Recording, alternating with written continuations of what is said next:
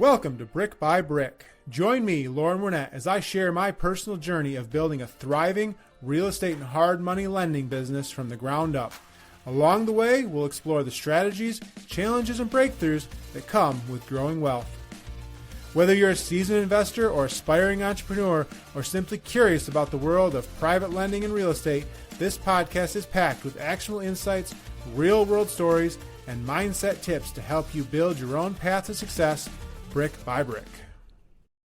Welcome to another episode of Brick by Brick. Today, I'm joined with Joey Mure. He is the co-founder of Wealth Without Wall Street and co-host of Wealth Without Wall Street podcast. After beginning his career as traditional finance service world, Joey realized that the conventional retirement path was not a compelling roadmap for entrepreneurs. Today, he teaches business owners, real estate investors, and high-income earners how to systematically convert active income into passive income through alternative strategies. Joey, thanks for joining us today. Oh man, glad to be in the room with you. Yeah, so we've had conversations before this, and I think a lot of our kind of philosophies around passive income and cash flow kind of really line up. And so I'm really excited about this conversation. But before we get too far, can you give us just a little bit of backstory of like, okay, you're in the financial sector as a wealth advisor, and then you have this epiphany or this decision that what you're doing isn't lining up with the people you want to serve, which are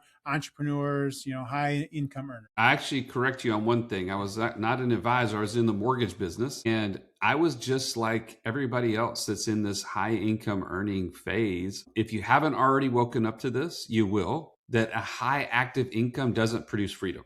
Here I was in my late 20s, making over $300,000 a year. My wife was home with our children. We have 5 daughters. And I found myself, this is the wake-up call for me. We're at the beach, and I'm telling my daughters and my wife, hey, you guys go down to the beach. I'll be down there. I have one more phone call to make. And you know where I'm going with this, Lauren, because you know exactly the situation. 4 or 5 hours later, I'm walking down the boardwalk behind the condo, and there they are walking back the opposite way. They're already done for the day, and there's Dad, and they're just frustrated. Like, Dad, you're here. You're physically in the same location, but you are like mentally miles away. And I didn't know the answer at that time, but I knew that I wasn't okay with that feeling that, man, I'm not present for my family. I'm not here because I'm the only asset at work for my family. And I had to get my money to work, is what I learned, is I had to start taking that active income and making it into passive income. And it was a long journey to get there, but fast forward from that moment until into 2014, I started teaching people some basic things I was learning. And by 2020, we started reporting our passive income to the world. And it wasn't very much. It was like $2,500 a month between me and my business partner. And then within about 20 months thereafter, we were at $50,000 a month in passive income, reporting from all different income streams. So it's very possible to do. And I had to learn it the hard way so that you can learn it in a short time and we can kind of compress that time. Yeah, I love that. And the story about the beach kind of really hits home, because I don't know anybody that's become successful that hasn't at one point thought like, well, I'm doing this for them, right? They should be happy. Like, I'm killing myself for my family. And some of that may be true and some of that maybe not. But you also have to think, are we working smarter or am I working harder? Right. And I think that the realization you had probably came a lot earlier than it comes for a lot of us, and that we shouldn't be trying to kill ourselves and giving up that precious family time, but figuring out other ways to enrich our families, both financially and in other ways, without working 100 hours a week. Well, I mean, if you're really honest with yourself, Lauren, what you're after is not just this big number on a page that comes into your bank account. You're after options. Like, if we're really being honest, you don't want to be beholden to somebody, a business, or someone that you work for that requires you to be somewhere you don't want to be when you don't want to be there, right? And if you have passive income that exceeds your monthly expenses, that's how we define financial freedom. And it's not our idea, this is a common idea, then you have options. You can continue to be the high level surgeon and love what you do, or you can continue to be that attorney or that, tax provider, whoever you are, but now you don't have to be there. Like there's a big difference in that, like from a mental capacity and from just day to day. Like if you don't have to be there, it's a game changer. Yeah. I love that. And I think it hits on, people's idea of retirement, right? And that there's an age that 65 or 70 or whatever, I'm going to retire. And then the question is, what does that look like? And people always ask me like, oh, when are you going to retire? I'm like, define retirement, right? I mean, my idea of retirement is that I do what I want, when I want. And sometimes that's going to be work because I like to work, but I don't have to do anything. Right. Right. Yeah, and not, you're hitting the nail on the head, Lauren. I'm going to say philosophically, what I have learned both as a Christian but also as a business owner is that retirement is really a lie. And let me tell you what I mean by that. Retirement tells you that you need to defer life and you need to defer freedom until you're in your 60s or 70s, because then you can be quote unquote taken out of service. But I know that there are certain things that God has gifted me with that I need to get out to this world. And we only have a short amount of time here to do it. So why would I ever want to be taken out of service? I wouldn't. In fact, retirement is actually a word that is built out of the Industrial Revolution, where they thought so scarcely that they were like, you know what, we need to take people out of service because we have to make room for other people to get into work. Like it was this scarce idea. Well, we live in a time, Lauren, I think is one of the most exciting times in history where there is an abundance of opportunity, and technology is getting to a point where it's going to get easier and easier for people to start businesses and provide services to the world. And there's never going to be a time that you're supposed to stop that. So, but what it is really cool is when you don't have to do it, you have options. You can take off for 3 or 4 weeks and go and spend time with the people you love the most, but you always have something of value to give to the world that is really important. So I don't know, I'm anti-retirement from the traditional way of thinking for those reasons. Yeah. I mean, the thought of golfing and frozen yogurt and walking the mall, that just sounds like hell on earth to me. Exactly. 100%. So let's maybe take a step back. So you kind of brushed on your formula for financial freedom. And when I saw this earlier when I was reviewing materials for this, I thought that's so perfect, like the formula. Can you tell us what the formula is for financial freedom? You said it once, but kind of really explicitly call it out. And then let's talk through just a few brief steps of, you're making a good amount of money. How should we be thinking about allocating our resources to get to that number, to hit that formula? Yeah. Well, you hit the nail on the head. The outcome that we've been talking about is that you get to be where you want, with whom you want, when you want to be there. And that really takes me, if I think about those things, I think about my calendar app on my phone. And right now, this is a great just analysis that you can do. If you pull up that color-coded calendar on your phone and you look at those boxes, the real question is, how many of those boxes did you get to dictate where they went? And if you're not the one that's in control of those, like 70 to 80% of them is what most people do not have control over, then that's what our outcome is. We want to be the one to take that over. The only way I know that that becomes possible is when your passive income, that means money that you do not go to work actively today to create, is exceeding your monthly expenses. That means all of your lifestyle, that means all of your utilities, all of your debt payments, all of those things are a part of your monthly expenses. And so I would say, number one, if you get really excited about the vision of that, then you can start taking steps. And you made a good point, like, hey, I'm a high income earner. I want to start making steps towards this. The first thing I would tell you is you got to know those numbers, right? How close am I to financial freedom today? And the traditional financial system wants to confuse you. They want to tell you, hey, Lauren, you know what? Retirement is the answer, and you need to start stacking up cash in your retirement accounts. And there's this really ambiguous number that based on a bunch of variables that you don't control, you can potentially get there when you get into your 60s and 70s. And they've built models and they've tried to make you, confuse you to death. What I'm saying is so simple. So Lauren, right now, you're listening to this, you do the math. You have $1,000 coming in from 2 rental properties and some royalties. I don't know, whatever your source of passive income is that you don't go to work for.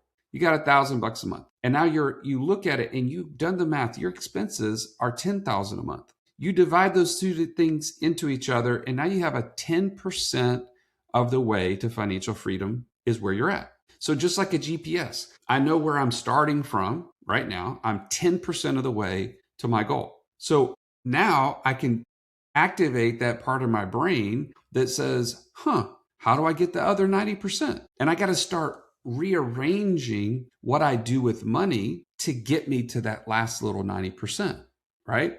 And so that would be step one. Know your numbers and know where you're starting from. How far am I right now? Step two is you start redirecting your cash into the right locations. And I can dive into like as many of those as you want. I don't want to like totally, we walk people through this very process individually, but I can go as deep as you want on this, but you have to start doing things differently with money because your mindset has changed. You're no longer thinking, I'm going to accumulate towards this retirement number. I'm going to start solving for passive income today.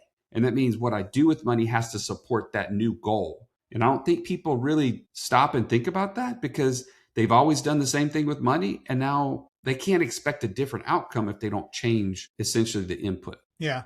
So two things. First, I think part of that probably is your relationship to money. And as you get more of it, how your spending habits change, right? Because lifestyle creep is a real thing. But additionally, I want to touch on like, what are the places that you should be looking if you're got that cash? Because you used, even in your example, rental properties. And I think a lot of people go, I'm going to get rental properties to get passive income. I can tell you from personal experience, rental properties, if you're doing any kind of management of them, is not passive.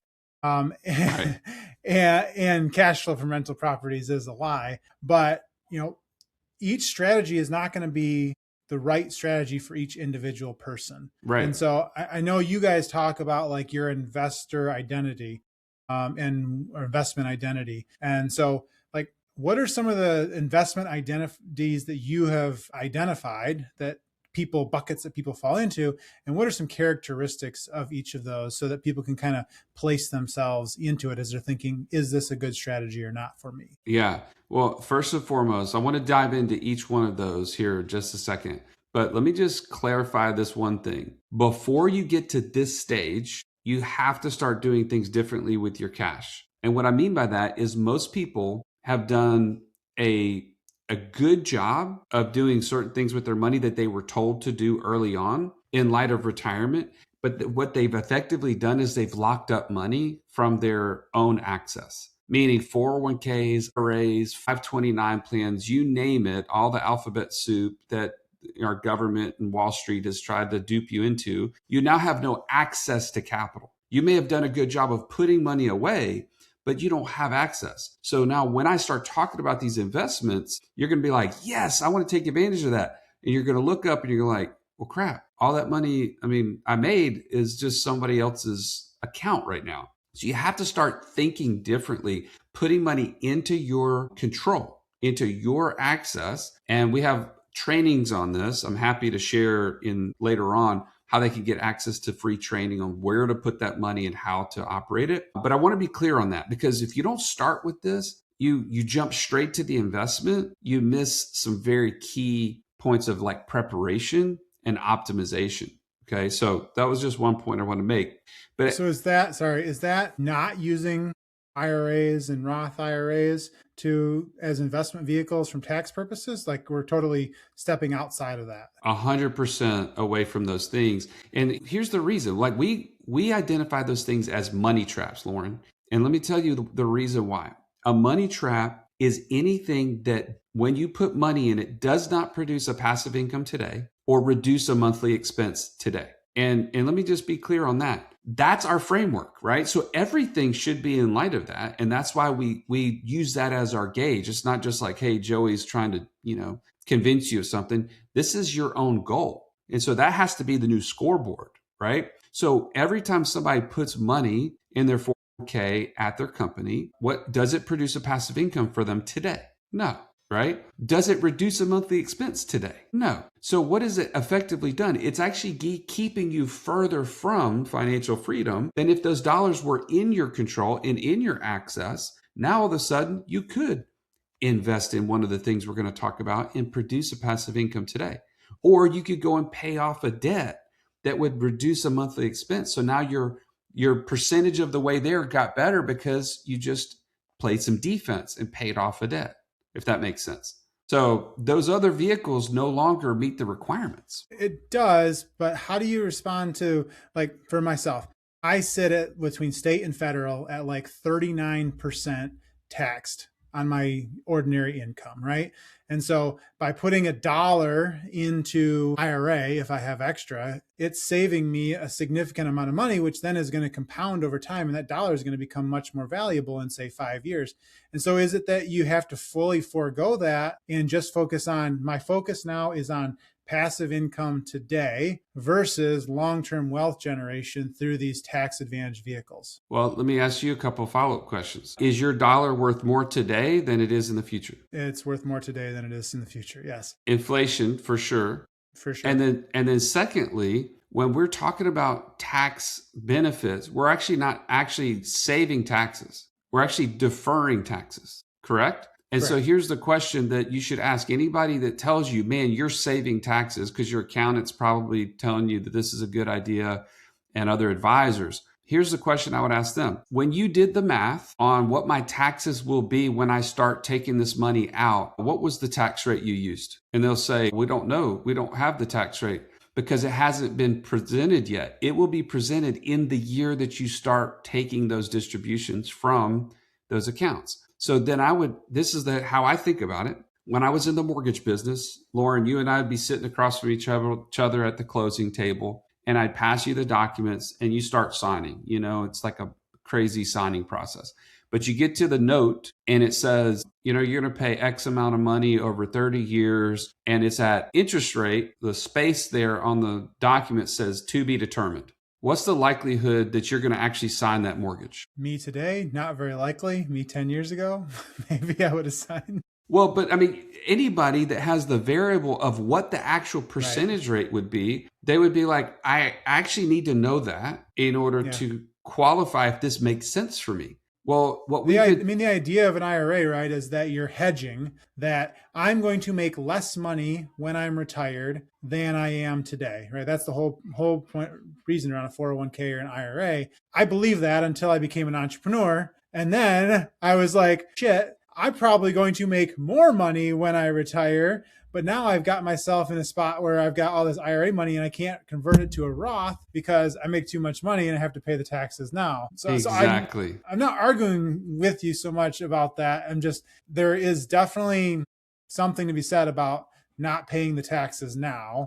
But what I would tell you in that case is that's where you need a tax strategist who can help you actually reduce and mitigate the taxes, not just defer it. Because deferral is a time bomb. And to your point, if you're banking on making less money later on, first of all, use the word retirement. That's a no-no word, right? We're not going to retire. You're going to just get more and more successful. The older you get, the more you're doing deals and everything else. So this doesn't become a fit for me anymore. If I'm on this journey of financial freedom, I'm not going to retire. I'm not going to defer taxes, because those things do not actually benefit me. And again, nobody else can make that decision for you. They can't even make it make sense, because the IRS will literally tell you in that year what the tax rate is on that account. And here's another thing. You didn't ask for this, but I'll give it to you anyway. Everybody thinks they have all the security in the fact, oh, it's a Roth IRA. That means I won't have to pay tax on it. Guess what? It's a government created account, and the government has been literally documented in making conversation around the idea of what limits and how they could change those levers at any time to begin taxing those accounts. So the wrapper that we think is security is really an illusion. And we have to start putting money in places that give us full autonomy, full access, and actually benefit us in many, many other ways, which we could dive into those things. But I just want to make sure people are thinking about it from the standpoint of what's going to get me to my end goal with the least amount of variables. Yep, makes sense. I think, as an entrepreneur, if you're really leveraging IRAs and those things, you're probably betting against yourself, betting against your future self, which is just something to kind of consider as you're thinking about it. So let's shift a little bit. Talk to me. Okay, so we're going to set taxes off to the side, right? This is not supposed to be a tax conversation, but I found that the more people get successful, the more they spend talking about taxes. So let's talk about investment style, right? Yeah. Investment identification, right? And so when I started out in real estate, I thought I was going to hold rental properties and I was going to have 100+ units and blah, blah, blah. Hated that life, changed, shifted, moved into doing loans. Love that a lot more. My life will change more in 10 years. I have no idea what that'll look like, right? But tell me about the different identities you guys kind of talk through and what some of the characteristics of each one are. Well, I'll tell you again, most people say, man, what should I invest in? And I always kind of come back to them, Lauren, and I say, well, first of all, it depends what kind of investor are you? And people are kind of like, what? What are you talking about? And so we have the investor DNA profile. It's based off of the DISC personality profile. If you've heard of that, the DISC. And I'll just tell you, everybody falls into one of these categories. There's some overlap, but in the case, one of these is kind of like your bigger draw. He is going to be a driver. This is a high intense person. They want to be kind of head of the ship. They have great leadership potential, and they like to be involved. So I'll give you that as like the first kind of person. The I is the influencer type. This is somebody who, again, is very much wants to be involved. They want to actually be kind of the center of attention a little bit. They're very good at hospitality and they're very driven by people, but they also get bored easily and they kind of lose. They want to kind of keep moving, right? An S personality is more like the steady personality. This is somebody who's loyal. They like boring. They like things to be kind of just set it and forget it. And they don't really have to be involved in everyday things, right? The C personality is somebody who's very calculated. And this is somebody who is going to do due diligence. They want to get into the nitty gritty, the weeds. A lot of times they do want to have their hands on something, but in some cases they can just be hands off because as long as they understand the numbers, they understand the business plan, they tend to go towards syndications and like turnkey rentals and things like that. So those are the four kind of primary types. And then I'll give you the example. So Lauren, of those four would you be? I'm a high I, high D. Okay. I was going to say, when you start talking about doing long-term rentals and you're an I or a D, you're ready to take a nap because you're like, this is just not that interesting. Like it was interesting at first because it was like the first thing you did and you're like, oh man, I could buy this. And maybe how you obtained the rental was super interesting. Creative finance or, getting in there and negotiating the deal. That part is fun for an I or a D. But whenever you start saying, hey, man, I make $300 a month on this deal, whether I like it or not, and I can't really change the outcome because the renter pays an amount, I have amount of debt service, and this is what's left over, you're ready to just be like, this is boring, right? Which is no question why you said, hey, there's got to be something else, and you found it. So, but you take the same investment type, long-term rentals, and you apply it to an S or a C, and they're like, actually, I'm really like this a lot. I know I can do like a C, for instance, they're going to do the math. They do the due diligence. They know they can get a management company to do the actual day-to-day type stuff. And they're like, man, I can bank on this $300 a month. I'm really good with it. And so it's so interesting to me. You get into one of those two categories and you're either all in and you want to do more of it if you're a C, or if you're an I or D, you're like, I don't want to do it anymore. In fact, my business partner is a high I. His first deal was supposed to be a big flip project. It turned into a long-term rental. And he was like, man, this stinks. I am so bored. He didn't want to invest in anything else because he was like, well, this if this is all it is, I'm out. Like, this is no fun.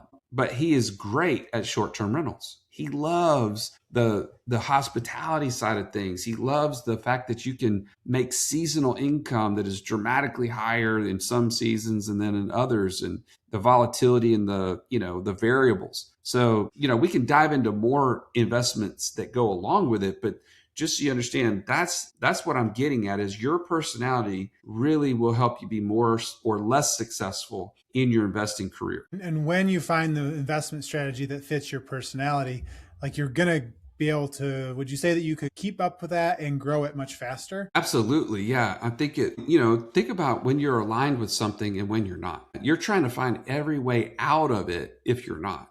But if you're in it, you start living and breathing and seeing it everywhere, right?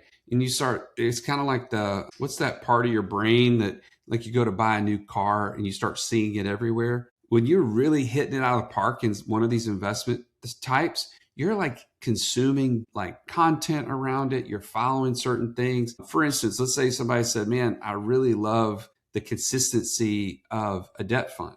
An S or a C loves it because they don't have to think about it. They know the operator is doing their job. They're getting consistent paychecks every single month or quarter, however often it is. And they're not worried about the fact that it's not like hitting home runs all the time. This is just, they want consistency. They want steady income.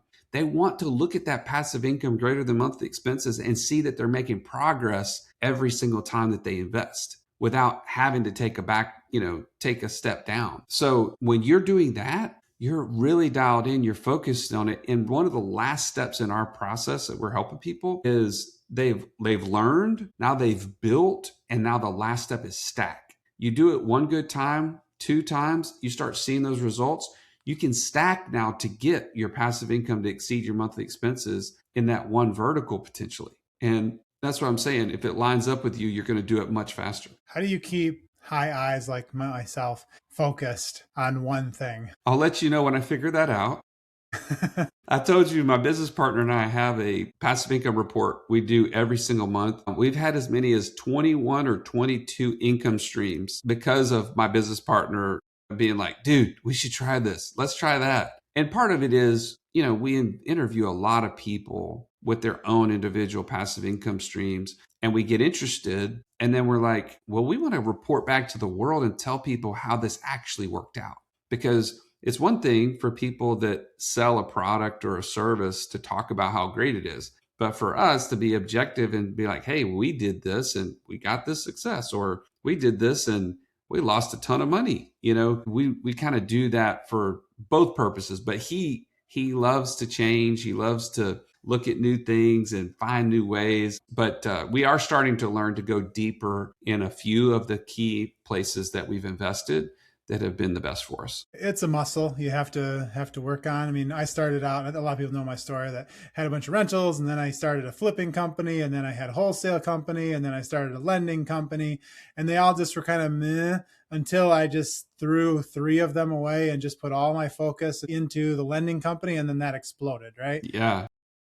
And so it just comes down to discipline and knowing yourself. And I still catch myself like, bring it back, Absolutely. So, and I'm sure the other types have their own struggles as well. So can you just humor me here for the drivers, the influencers, the controllers, and the steady? Give me 1 or 2, like if you're a driver, like look at this sector. And if you're an influencer, look at this sector of kind of passive income type investment strategies. Yeah. So I'll say if you're a driver, one of the things that you're going to want to do is be somewhat, even if it's just an advisory role in something, you like business ownership. You like to be in some way, shape, or form able to influence the outcome. And so one of the things that I found that some of our high D people like to get into is they'll get into stuff like a land flipping business where they are actually operating it, and they could eventually hire teammates to run certain aspects of the business. That's kind of a really good fit. Another thing would be they like to be in a negotiator position. So a lot of times they'll be involved in doing deals, either creative finance, real estate, sometimes short-term rentals and things like that to find really good opportunities off market, especially. I think a high I I mentioned short-term rentals is really good for them because they like to know that they could put in an amenity at a location and all of a sudden they get more bookings. Or they can focus on getting the reviews that help them get more bookings. Like there are things that they can kind of see as a business. It's really running a business, but being able to see ways that they can pull this lever or that lever to get that kind of outcome. And S, I would say S's, that's like my type actually. Lending is really good. And that might be because my background was in mortgage, but I just see deals when you have the collateral that gives you security, that gives you the ability to see that, man, it's consistent income. And if they don't pay, there's always something to fall back on. So private lending is good. I'd say like different types of just real estate ownership that you don't have to be involved in, whether it's a midterm rental, short-term rental, long-term rental, but you've got a really good operating partner. Those are really good.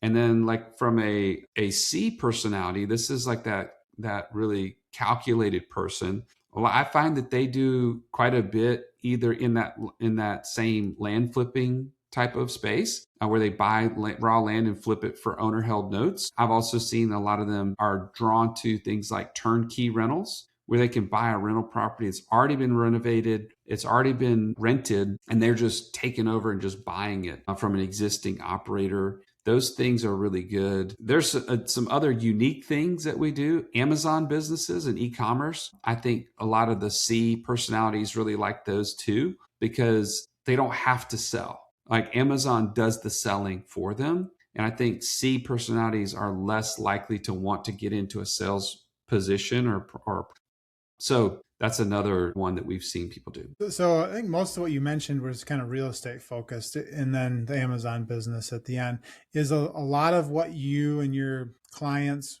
work on is real estate focused. And if not, then what are some non-real estate things that you see as really good opportunities for generating passive? Yeah, a couple things. Like I said, any sort of business ownership that you can walk into that potentially has the ability to be passive, like maybe a small partner behind the scenes as a lending partner or something like that. That's one option. Like for instance, started a pallet business where I have a full-time operator that he recycles pallets. He goes and picks them up for free a lot of times from some businesses that want to get rid of them. And he goes and sells them to businesses that need them at a discount because they're, slightly used. Well, it doesn't take a lot of upfront capital to do. As long as you have a good operating partner, you can make a fairly good return on that. That's one option. Turo is another one that we've seen so people have success with. Now, I'm not saying, and when I say Turo, most people know that that's a rental platform for cars, but some people have a car that they could just put on the platform themselves immediately. And then others like myself, I've bought cars on like Facebook Marketplace for $7,000 to $10,000 that are used, that have still lots of miles on them, or that they can put on them. And I've put them with an operating partner here locally. So he has 4 cars for me right now. And he operates those day in and day out with these different rental scenarios. He has the any sort of maintenance required. I've even had some that have been wrecked that he's gotten body shops worked on. So it's hands free for me, but it has netted on average $600 to $800 per car per month, and that's a really good return. Not to mention, I've been able to depreciate those vehicles at the beginning from a tax perspective, and then secondly, I can resell it once it kind of has met its requirement mileage wise and it's time to take it off the platform. And so that's another cool thing. And then the last I would say is like different types of media type stuff. So websites that either get affiliate revenue, media revenue, like ad revenue from getting people to visit the website, faceless YouTube pages. I own 2 of those that are creating, $1,700 to $1,800 a month in revenue from YouTube and Google media type stuff. There's all sorts of different ways people are making passive income from that.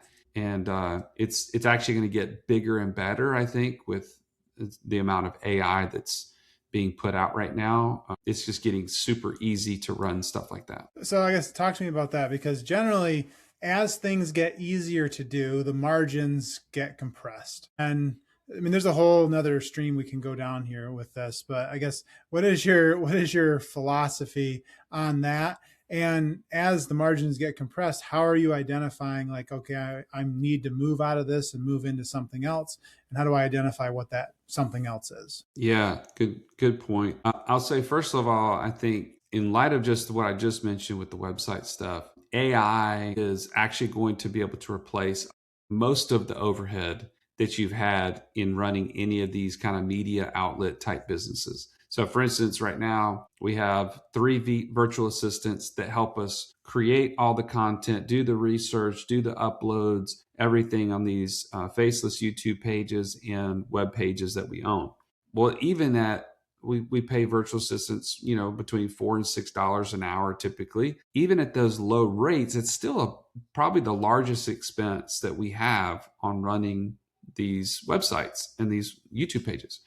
Well, with the advent of what we're seeing now with AI, the vast majority of what they do will be replaceable with just the click of buttons. And we'll still need help with some overheads type stuff, but we won't need as much. And so I think we'll have bigger margins to begin with.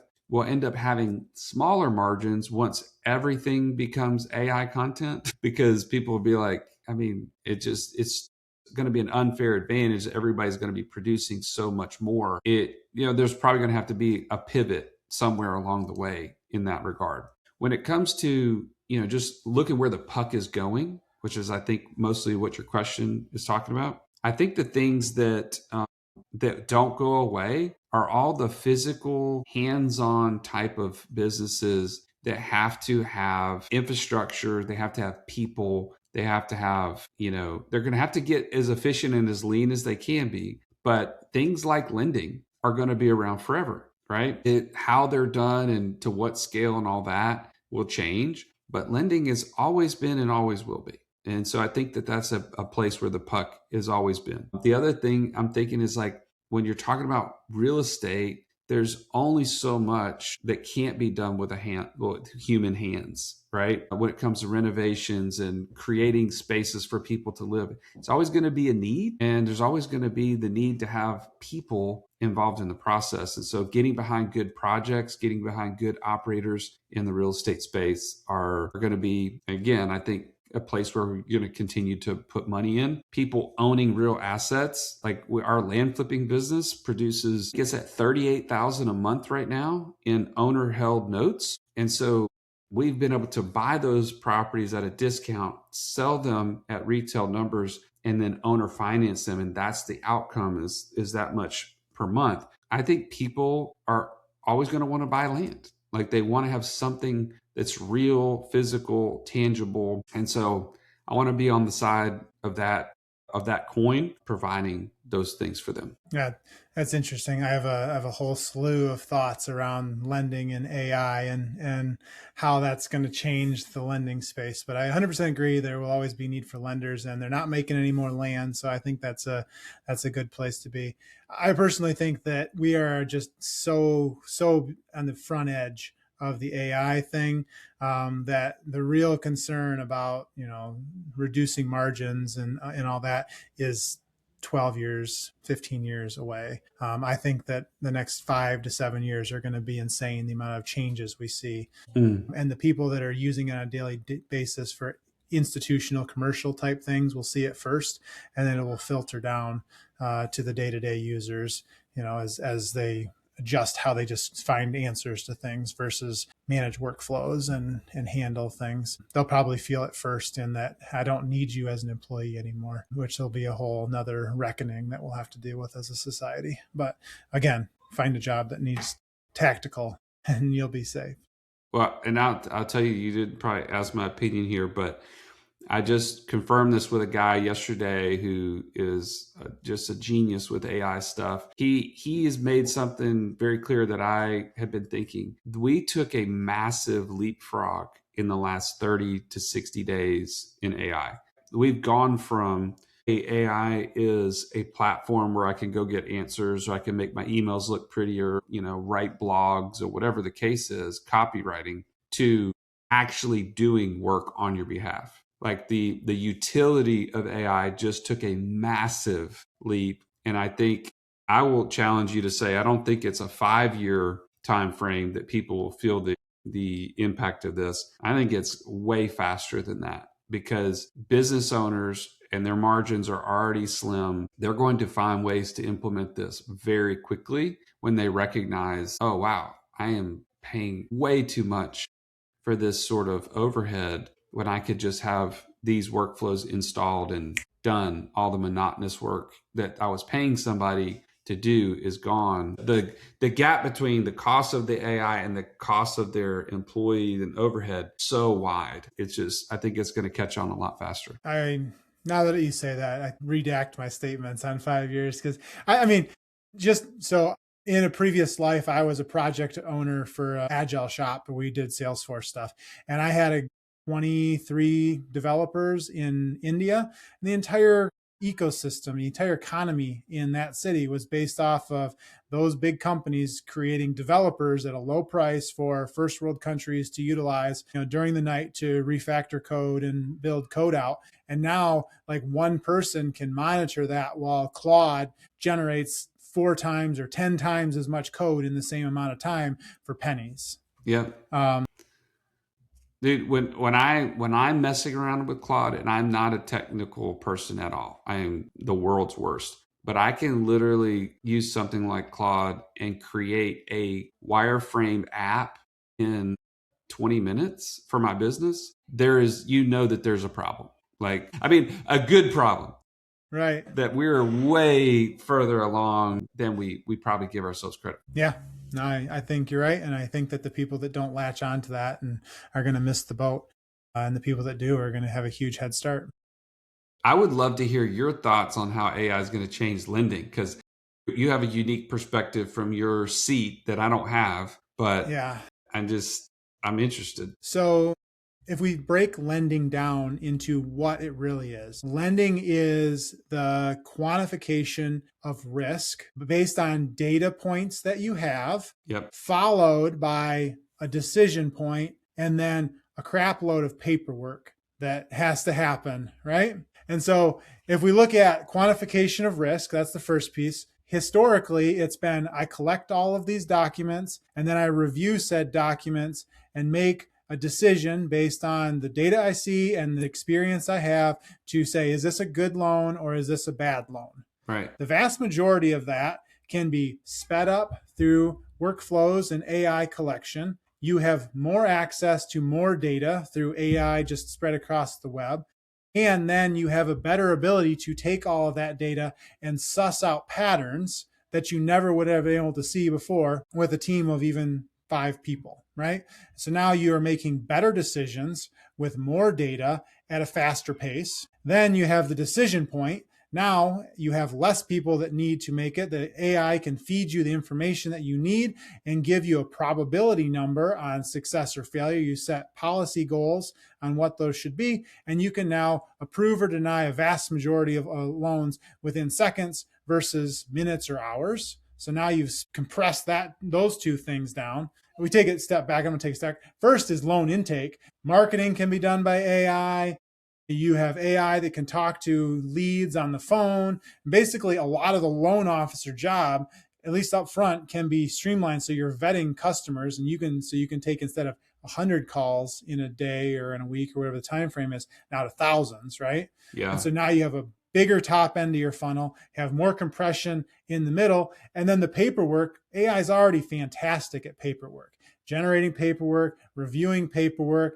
The biggest piece of the whole thing that is the pinch point and will be the pinch point is the governmental process of recording and dealing with those. And so if and when the governments get their things in line and become fully online, and maybe we get to the end of the 20th century at some point as opposed to the beginning of the 21st, it's going to open it up.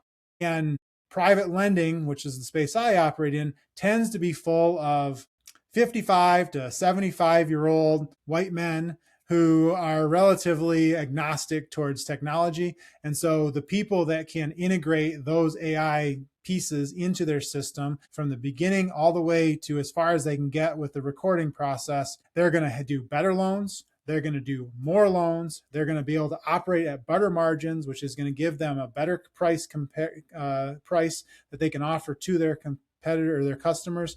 And it's going to allow for a lot of consolidation of the market or cannibalization.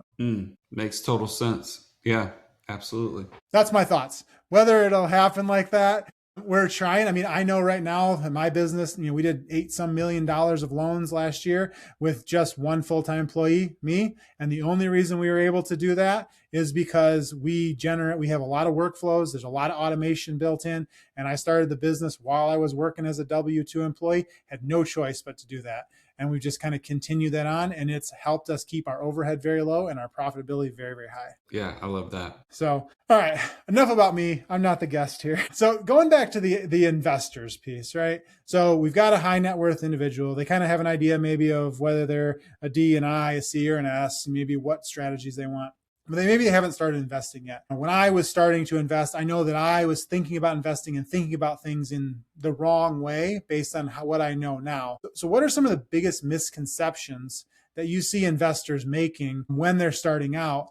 And what's your advice on kind of seeing the world as it is versus how you see it from the outside? Yeah. A couple things. First of all, I want to give people a real tangible thing that they could do. If they don't feel confident as an investor, one of the best things you can do is sign up for our passive income lab, where we literally take 12 weeks and we pour into you in a group cohort, teach you the same things we're talking about, the investor DNA, building a buy box, what questions you can ask an operator, how do you identify and do due diligence, how do you go deep and look for red flags so that you can make less mistakes early on. Because here's one of the, and I'm telling you all that because these are the things that we figured out, and that's why we built it.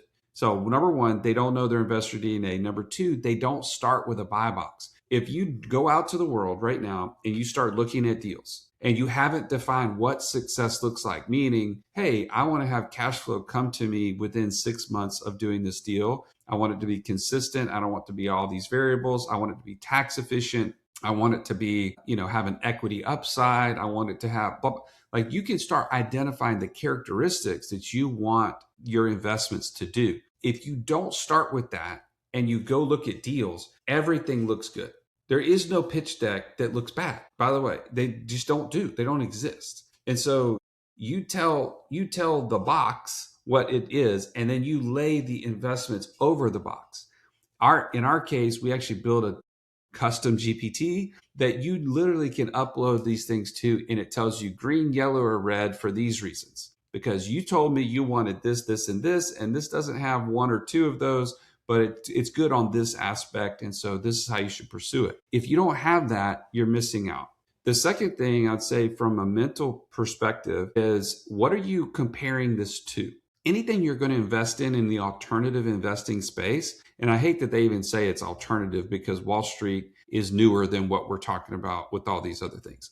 But, I digress. The point is, you can't expect what you don't have anywhere else. If you have Wall Street investments, you are already assuming a level of risk. And what is that level of risk? Man, it could go to zero tomorrow. Like literally, the Wall Street portfolio is not bulletproof. You're actually very comfortable with some risk. Otherwise, you wouldn't be putting money there. But when we look at alternative investments, we expect it to be 100% certain. It's just not the same. Like, it's still an investment. And so you have to be able to mitigate what those things are. And you have to look for ways to say, well, how could I lose all my money in this situation? Which is one of my favorite questions to ask operators, by the way. But if you don't go into it with the right thought process, you're not going to take action. And that to me is the number one issue, is you got a lot of people that are consuming information about alternative investing, but for whatever reason, they've got a lockup in their brain that says, oops, could lose money on this, so I'm not going to take any action. I would tell you that's part of the process, is you got to do some of these things I mentioned ahead of time, but then you got to act. And some of those things are going to pay out really well, and some of those are not going to pay out very well at all. And you're going to learn lessons which are going to make you a better investor along the way. So again, those are kind of my my quick and dirty answers, but our lab actually goes into ridiculous detail on this and helps equip people so that they can take action very quickly. And people that come into that, they've never invested outside of Wall Street. And they come in and they're like, I had no idea. I was very uncomfortable. I wasn't confident.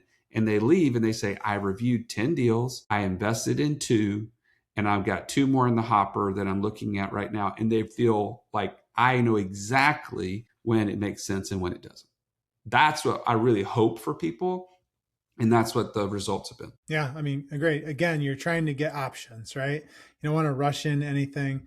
And I think the mentality of, there is always an option that you could lose money, and understanding that and being okay with that needs to be there. But it's all relative too, because one of my earlier podcasts, I had a venture capitalist on from Boston, and they invest at like early stage Boston focused tech startups. And he's like, yeah, we lose money on like 60% of the companies that we put money into.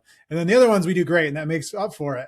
And like, as a real estate investor, I'm like, God, if I lost money on 60% of the houses that I dealt with, like, that'd be a bad day, right? But it's just different. Everything's so relative to what you're doing, right? And his numbers were fantastic compared to other VCs. So yeah. I actually was in a lunch and learn one time, and a guy said the same thing. He's like, we always invest in 10 companies, and we know we're going to lose money on, and I forgot the numbers, but it was somewhere between 5 and 6, and 2 are going to be break even, and 2 are going to make everything worth it. It's like, okay. I'm not really okay with that level of risk and uncertainty, but they obviously were. Yeah. To each his own, different investment DNAs, right? Yeah. So, perfect. Okay, Joey, as we kind of wrap up here, is there anything you want to leave the audience with that we didn't touch on that's just critical to who you are or what you do? And then where can our audience find you if they want to reach out and learn? Yeah, I want to, we can talk about all the different investment vehicles, your investor DNA, where you park cash, all those things are important.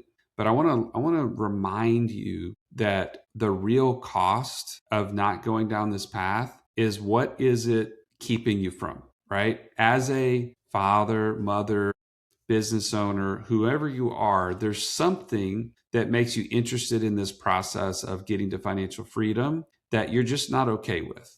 And it might be that you don't own those box on your calendar, and it's just killing you. Or your health is deteriorating because you're not able to take care of yourself because your time is not your own.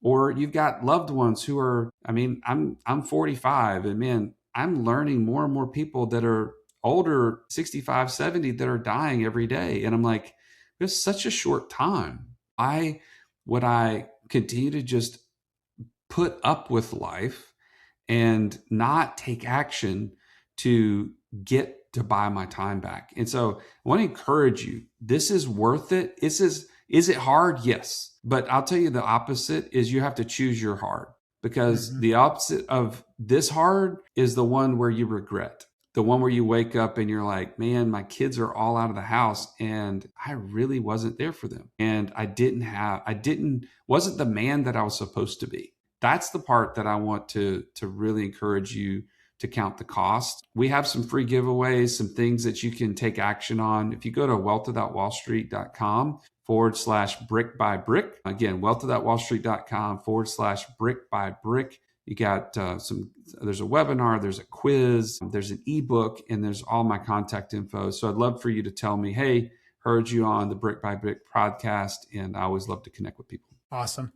Well, Joey, I really appreciate the time today. Had a great conversation with you, even though you got me up on my soapbox about AI and lending, doing one of my cardinal sins of not letting my guests speak. But had a great time with you today. You gave a lot of great information. I will make sure that that link is in the show notes, as well as all the other contact information you gave me for your socials and whatnot. And I really appreciate your time today. Hey, likewise, I love being in the room with people who are thinking like me. And so glad to be here. Yep.